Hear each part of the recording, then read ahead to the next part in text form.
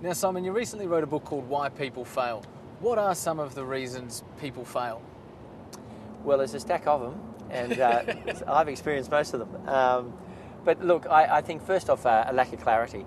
I mean, you ask the average person, where is it that you want to be precisely in 3 years? They can't tell you. If you ask someone who works in a company, what are the 3 most important tasks that you've got? They have to think about it. They can do it in a few minutes, but most people can't immediately go bam, bam, bam, and in order, that's my priorities. And if you ask people what are the top 2 constraints to you growing your business, they can't immediately tell you what their top 2 constraints are. They simply can't. And so, as they say, you know, if you don't know which way you're going, any road will take you there. They end up in this limbo land of semi-efficiency because they don't have clarity.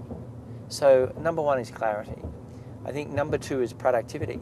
You know, we live in a physical universe. Whether we like it or not, we are in the business of moving things around physically, whether it's people, money, or actual, you know, services and products.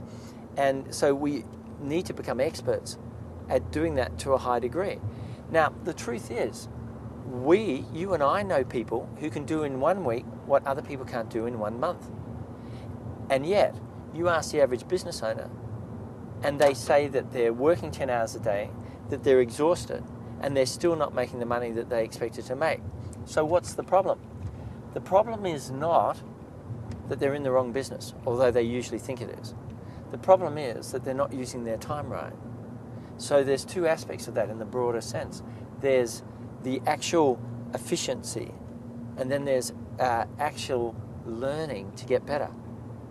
You see, most people just work. A few people become efficient when they work, and the greats balance efficiency with continual learning. And when you do that, 6 months later, what you've done is there's just no comparison towards someone who's not efficient and is not learning, so is not getting better in chalk and cheese.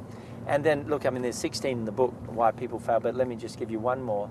I think that money obsession is a big issue why people fail. Their business, the purpose of their business is just to make more money. Now, the problem is business is hard. It's tedious, it can be very boring, it can be very stressful. And what happens if all you are about is, I want to earn X grand per year, then it's often not motivating after a year or 2. It doesn't drive you.